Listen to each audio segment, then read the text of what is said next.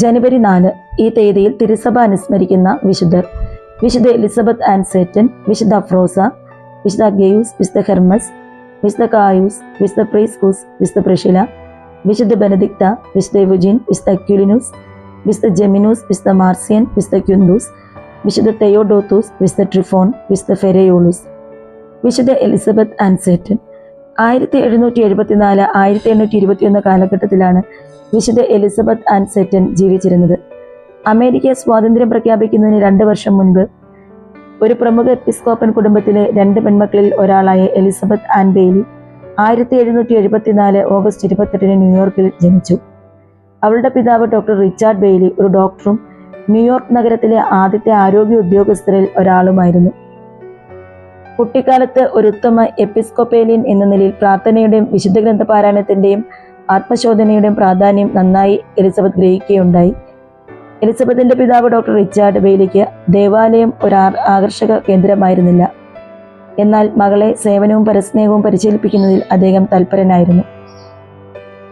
എലിസബത്തിന് 3 വയസ്സുള്ളപ്പോൾ അമ്മ Catherine Charlton Bailey 1777 മരിച്ചു. അവൾക്കുണ്ടായിരുന്ന കുഞ്ഞു സഹോദരി 1778 മരിച്ചു. അതോടെ എലിസബത്ത് ലോകജീവിതത്തിന്റെ വ്യർത്ഥത മനസ്സിലാക്കി. സെറ്റൻ അവളുടെ കുടുംബത്തോടുള്ള സ്നേഹപൂർവമായ സേവനം, അധസ്ഥിതരെ പരിപാലിക്കൽ, വിശ്വാസത്തിൽ മതപരമായ വികസനം എന്നിവയിൽ ഒരു സമ്പൂർണ്ണ ജീവിതം ആസ്വദിച്ച് മുന്നോട്ട് നീങ്ങി. 19 വയസ്സിൽ ന്യൂയോർക്കിൽ വെച്ച് വില്യം മജിസ്റ്റേൻ എന്ന ഒരു ധനിക വ്യാപാരിയെ എലിസബത്ത് സെറ്റൻ വിവാഹം കഴിച്ചു. അവർക്ക് 5 മക്കളുണ്ടായി. എലിസബത്തിന് 30 വയസ്സുള്ളപ്പോൾ ഭർത്താവിന് ക്ഷയരോഗം പിടിപെടുകയുണ്ടായി. ആരോഗ്യം മെച്ചപ്പെടുത്തുന്നതിനായി എലിസബത്തും ഭർത്താവും മൂത്ത മകൾ അന്നാമരിയയും ഇറ്റലിയിലേക്ക് പോകാൻ തീരുമാനിച്ചു. എന്നാൽ അവിടെ എത്തി 8 ദിവസത്തിന് ശേഷം ഭർത്താവായ വില്യം മരിച്ചു. ഭർത്താവിൻ്റെ ബിസിനസ് അസോസിയേറ്റുകളായിരുന്ന ഫിലിച്ചി സഹോദരന്മാരോടൊപ്പം നിരവധി മാസങ്ങൾ എലിസബത്തോടെ ചെലവഴിച്ചു. ഇറ്റലിയിൽ റോമൻ കത്തോലിക്ക മതത്തെക്കുറിച്ച് പഠിച്ചു. ക്രിസ്തുവിൻ്റെ യഥാർത്ഥ ശരീരം എന്ന നിലയിൽ ദിവ്യബലി എന്ന സിദ്ധാന്തത്തിലേക്ക് അവൾ ആകർഷിക്കപ്പെട്ടു.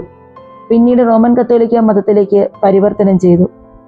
സെറ്റൻ ആൺകുട്ടികൾക്കായി ഒരു ബോർഡിംഗ് ഹൗസ് തുടങ്ങി. 1808 പെൺകുട്ടികൾക്കായി ഒരു സ്കൂളും തുടങ്ങി.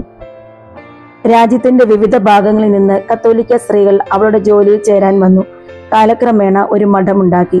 1809 July 31 sisters of charity of Saint Joseph's എന്ന നിലയിൽ അവർ ഒരു ഔദ്യോഗികമായ മതജീവിതം ആരംഭിച്ചു.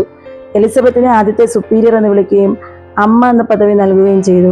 1813 ജൂലൈ 19 എലിസബത്ത് സെറ്റനും മറ്റ് 18 സഹോദരിമാരും ദാരിദ്ര്യം, പവിത്രത, അനുസരണം, ദരിദ്രർക്കുള്ള സേവനം എന്നിവ പ്രതിജ്ഞ ചെയ്തു. അവർ ഈ പ്രതിജ്ഞകൾ വർഷം തോറും പുതുക്കുകയും ചെയ്തിരുന്നു. 1814 കമ്മ്യൂണിറ്റി ഫിലാഡൽഫിയയിലെ അനാഥാലയമായ എമിറ്റ്സ്ബർഗിന് പുറത്തുള്ള ആദ്യത്തെ ദൗത്യം സ്വീകരിച്ചു. എമിറ്റ്സ്ബർഗിലായിരിക്കുമ്പോൾ എലിസബത്ത് സെറ്റന്റെ 2 പെൺമക്കൾ ക്ഷയരോഗം ബാധിച്ചു മരിച്ചു. 1821 ജനുവരി 4 46-ാം വയസ്സിൽ എലിസബത്ത് നിത്യസമ്മാനത്തിനായി വിളിക്കപ്പെട്ടു. 1959 ഡിസംബർ 18 ജോൺ 23-ാമൻ മാർപ്പാപ്പ അവളെ വാഴ്ത്തപ്പെട്ടവളായി പ്രഖ്യാപിച്ചു. 1975 സെപ്റ്റംബർ 14 അവളെ വിശുദ്ധയായിട്ടും പ്രഖ്യാപിച്ചു. 1000-ഓളം കത്തുകൾ വിശുദ്ധ എലിസബത്ത് സെറ്റൻ എഴുതുകയുണ്ടായി. 6-ാം പൗലോസ് മാർപ്പാപ്പ ആണ് അവളെ വിശുദ്ധയായിട്ട് പ്രഖ്യാപനം ചെയ്തത്.